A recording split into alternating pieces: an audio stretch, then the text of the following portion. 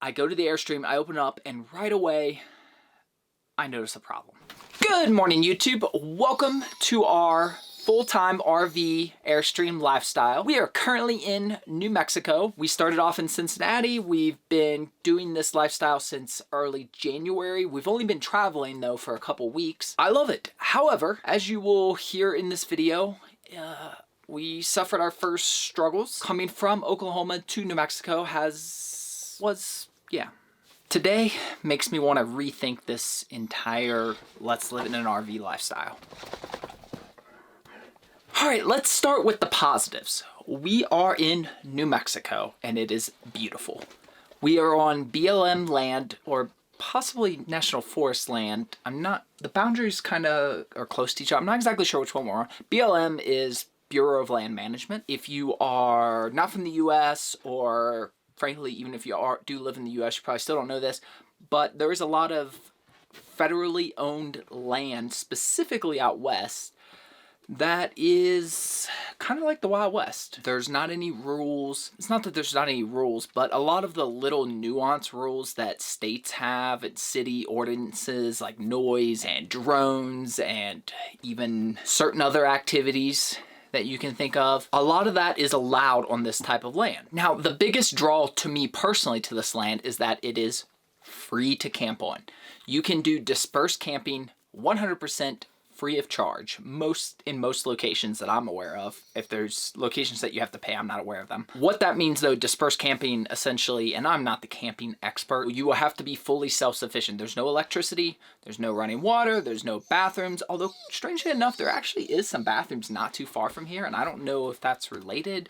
I think it's because there's a trail that goes through here, so it's just kind of coincidental, but generally there's no bathrooms, so you have to be fully self-contained. While there's not a whole lot of rules, the two main ones, at least that apply to me, are there's a 14-day max stay within a 28-day period, so you can't stay.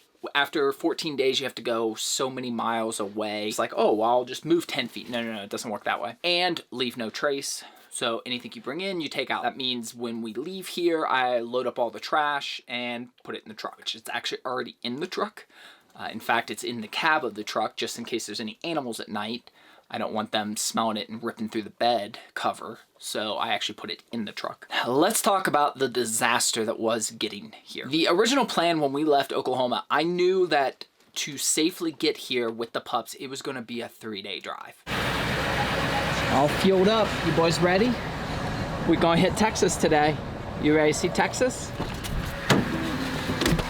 Welcome to Texas, boys and Ralli. I made it to Texas. You so psyched?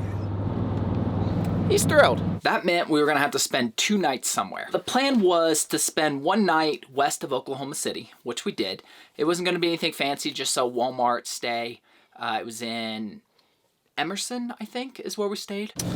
Welcome to Elk City, Oklahoma. Next stop was going to be in Amarillo, Texas. I had chosen that spot because I knew they had a Walmart. It's a decent sized little city. That leads us to our first problem. So we arrive in Amarillo, and I'm sorry if you're from Amarillo, but there's like a serious smell going on. I don't know what that was. I don't know if that was a one-time thing, but it reminded me of being very close to a landfill, which is ironic because actually about a mile or two that way is a landfill. Like, we can hear the trucks in the mornings, but I don't smell anything here. That's very odd. I would not think, but anyways, I'm getting off topic. The point is, that was the first issue. We're driving around, but I was like, you know what? I can deal. Your nose will adjust and filter it out. Like, it's 1 night, so I'm not too concerned with that. What I am concerned with, however, is the wind.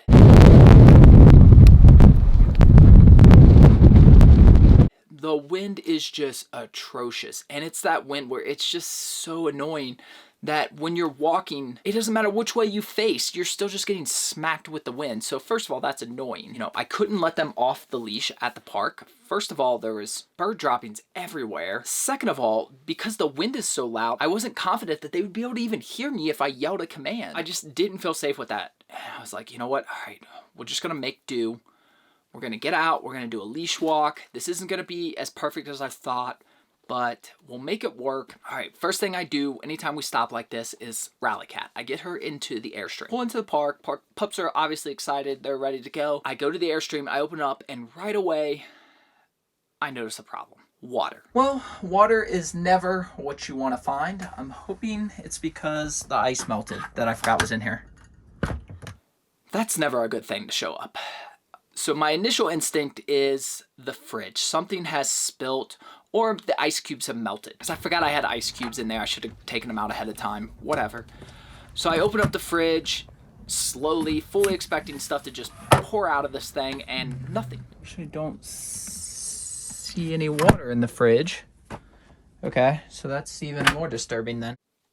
I'm like, okay, well, that's good, I guess, but then where's the water coming from? So I start really looking down, and I notice, if it's not coming from something melting, then it's got to be coming from a water source. And there are 3 main water sources in this Airstream. We have the kitchen sink. I look to my right. The water is not coming from that direction. It's going that direction. Okay, so it's clearly not the kitchen sink. So I have 2, well, technically I have 3 more water sources. I have 4 total, not 3. So I was like, okay, it's coming from the bathroom. There's 3 water sources in the bathroom. I have the shower, I have the sink, and we have the toilet.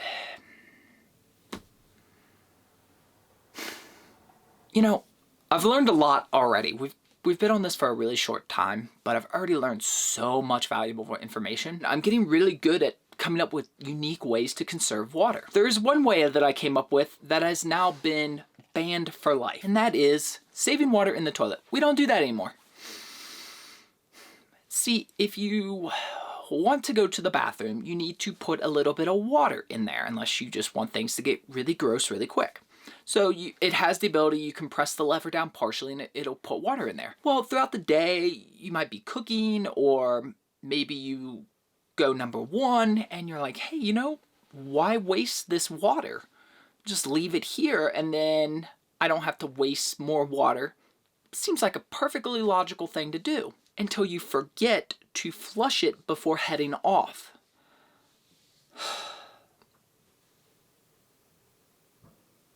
It was so gross.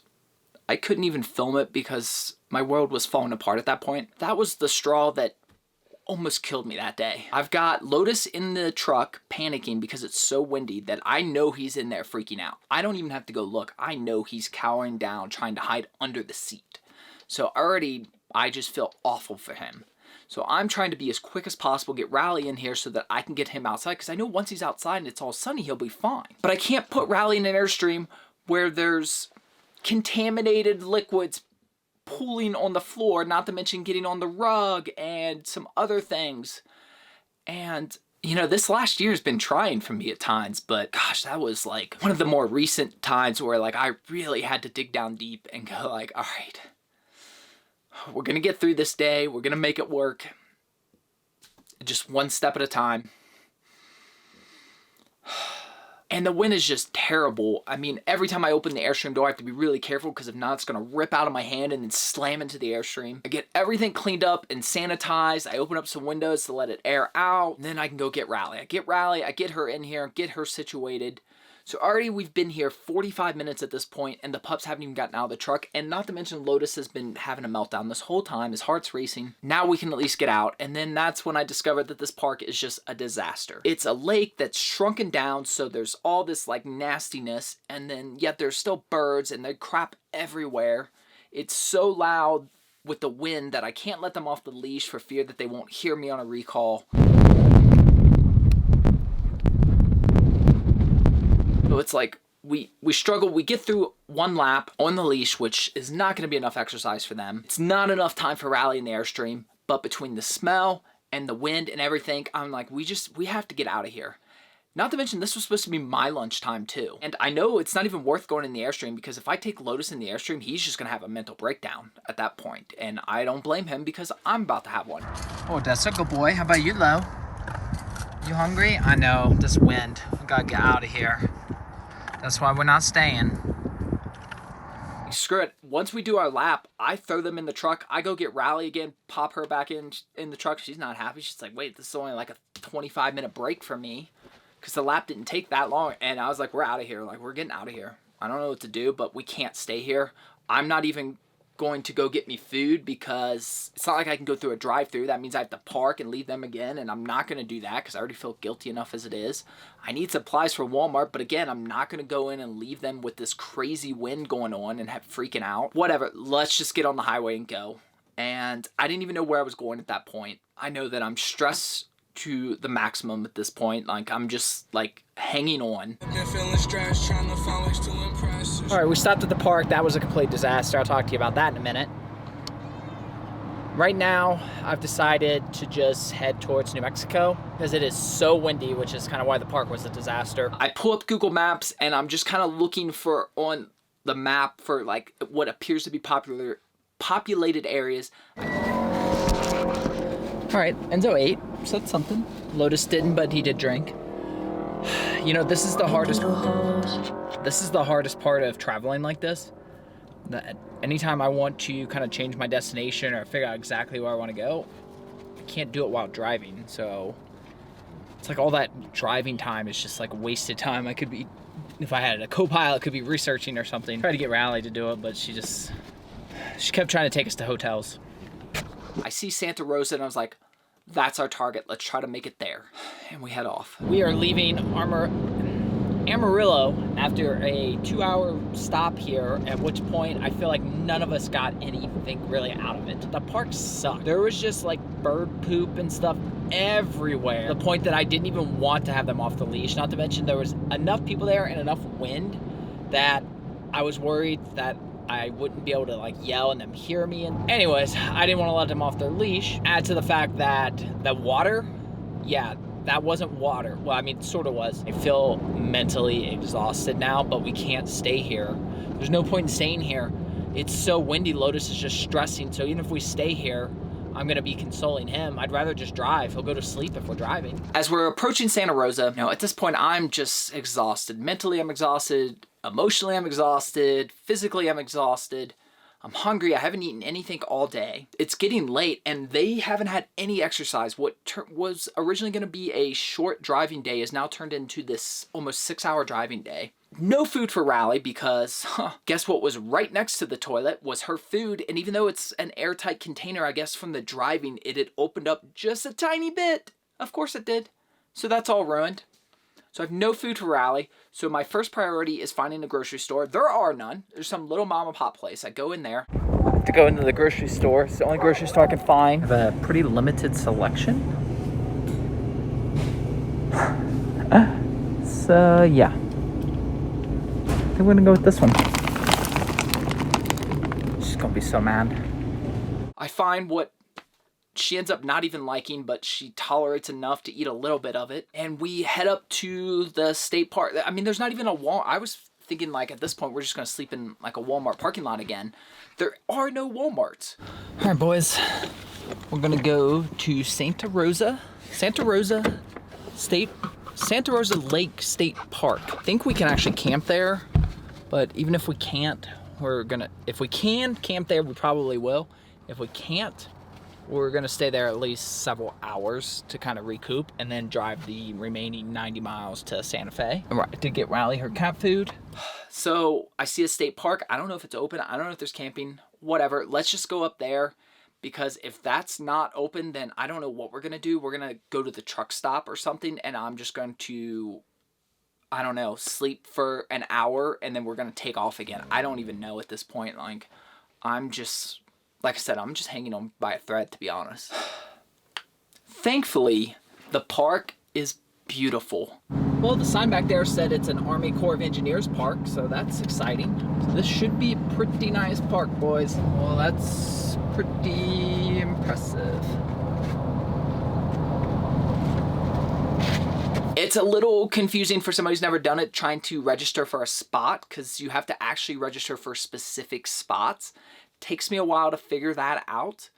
I ended up paying 2.5 times what I was supposed to because I didn't understand it right. You only had to pay $10. I ended up paying $24 because I didn't understand it. Whatever. We park. I get Ralli into the Airstream, which thankfully nothing else had happened during that drive. I get her in. I literally just open up her litter box, put some food down for her, and open up some windows and leave, and water. I get them out, and we just hit the trails. We are officially in the Southwest. And it is beautiful. Pop up. No, we're not going to clip. Pop pop. Hey. No. We're not going to explore. Pop up. You get back here. Now how are you going to get back? Come on. Fair enough. All right. I'll give him props on that. That was a pretty good jump. Watch out. Don't step on any more cactus. There's a trail right by our spot. Let's go. We spend the next hour and a half just going through the trails because they deserve it. They need this. And frankly, I kind of do too. Even though when you're that exhausted and everything, the last thing that you really want to do is go for this long walk or hike. Mentally, I think it did help me a lot. Kind of cleared my head. Plus, I felt a lot better about them being in a good spot. Ralli was in a good spot now. So like mentally, I could relax a little bit. The best thing to come out of this was the 2 p.m. checkout time. So at least by the time I crashed, I knew like, hey, at least I can sleep in. We did. We slept in. We got up. We went for another 2-hour hike almost, so that I knew they would be good and worn out because I knew we still had not a long drive, a couple hours, but again, after the couple days we'd had, I wanted to make sure they got plenty of exercise. I'm still just amazed at how many different views on pup and views we keep finding. This one's even got a little bench you can sit at. That Lotus did not just pee on. Just a little bit, just on the leg, it's fine. You don't mind the wind? You don't mind this wind? No, because it's dry wind? It's not gonna hurt you? Not gonna bring no thunderstorms. Hopefully the mic's filtering it out, but it is quite windy. It's just so crazy how big this is. Welcome to New Mexico. What has to be one of the most beautiful places I've seen thus far. So we did a good long hike before hitting the road. I haven't eaten much in this last 48 hours at this point, so I was like, you know what? I'm just gonna stop at a restaurant at this point. Ralli, Enzo, Lotus, everybody's loaded up. Say goodbye to Santa Rosa. We did pass several exits periodically that had gas. However, food, non-existent. Although there's a DQ apparently on almost every freaking exit. Don't know what that's about, but that's worse than McDonald's at that point. It's like, I'm not eating at an ice cream shop. So once again, I'm not gonna eat at this. At some point when we get off the main highway to head towards Santa Fe, I pull over real quick. I get myself some peanut butter crackers and a Rockstar, and I'm just like, let's just keep going because I got nothing at this point.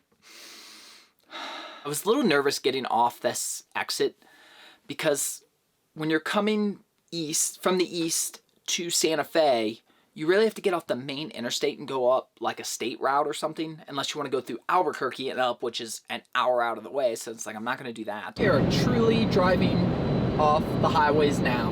I've never actually seen the middle of nowhere, but I think this might be it. I was a little nervous getting off, especially after my experience with a scenic road once before in Oklahoma, but it turned out to be like just beautiful straight road most of the time, beautiful landscape and everything. So it's actually a really peaceful drive. In fact, if I knew I could always have a road like that, I'd take that over the interstate, even if it means going a little bit slower, just because mentally it was so much more relaxing and just a more pleasant drive. Like I actually enjoyed, I didn't feel any stress. Driving doesn't bother me. Traffic doesn't bother me. You can throw me into whatever major city with 15 lanes going across. I don't care. None of that bothers me. However, put me in a truck towing an Airstream with Enzo, Lotus, and Ralli and our whole lives with us and everything on the line. That gets a little bit more stressful. So I am constantly aware of the fact that my entire livelihood and everything that is most important to me is with me at all times. There's always like a little bit of stress involved with that. And this was the first time driving where I really didn't have that. It was super nice and I loved it. That was the good thing.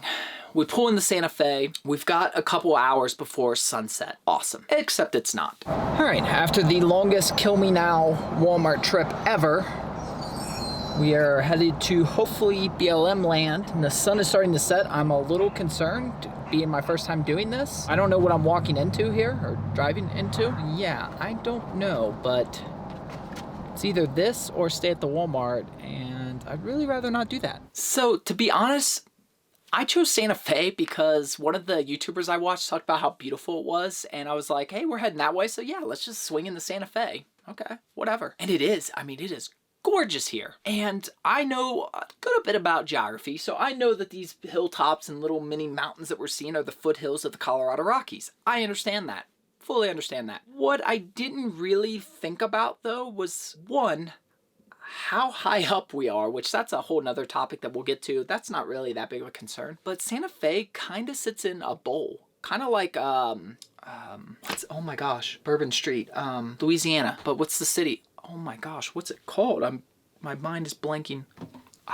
My mind is fried at this point. I don't even. Biggest city in Louisiana. Why can't I think of it? New Orleans. For the record, thought of it before it popped up on Google. Oh my gosh.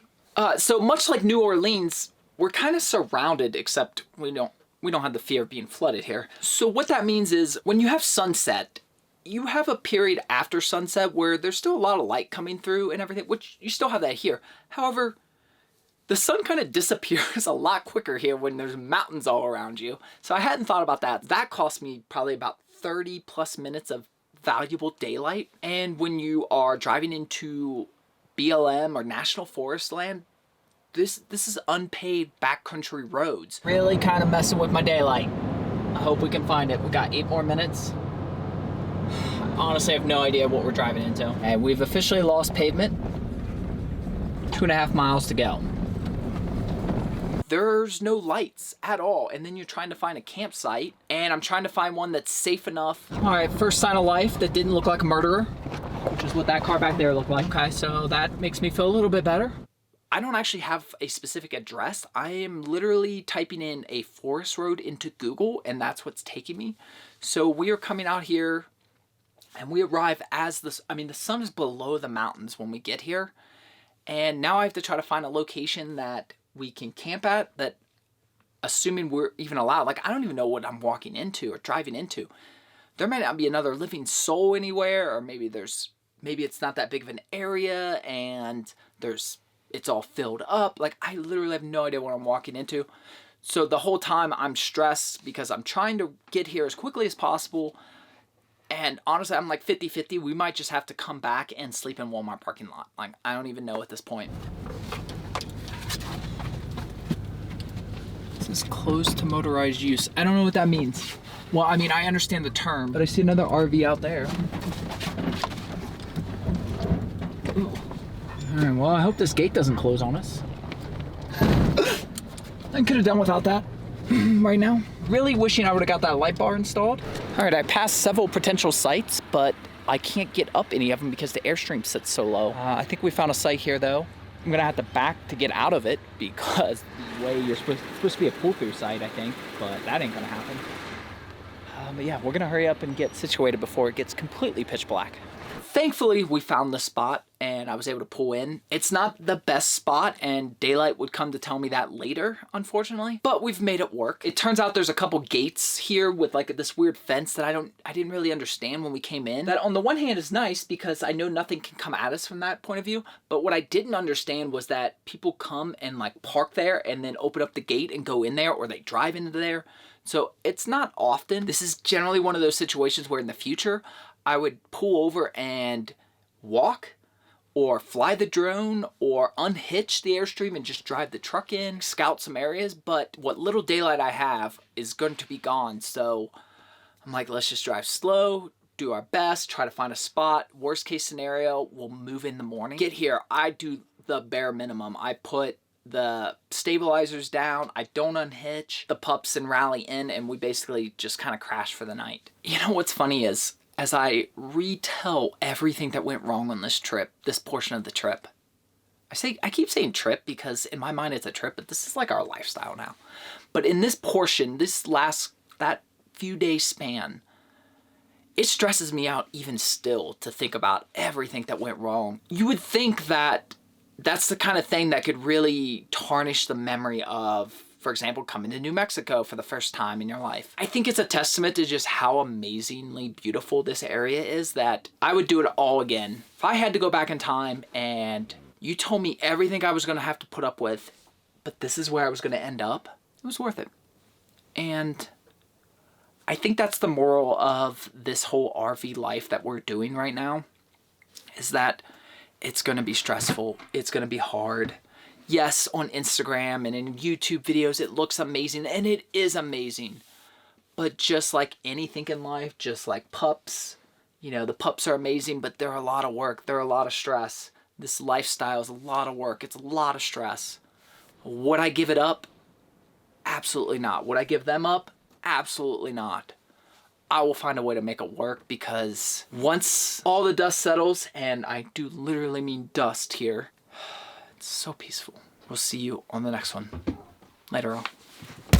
We are currently in Mexico.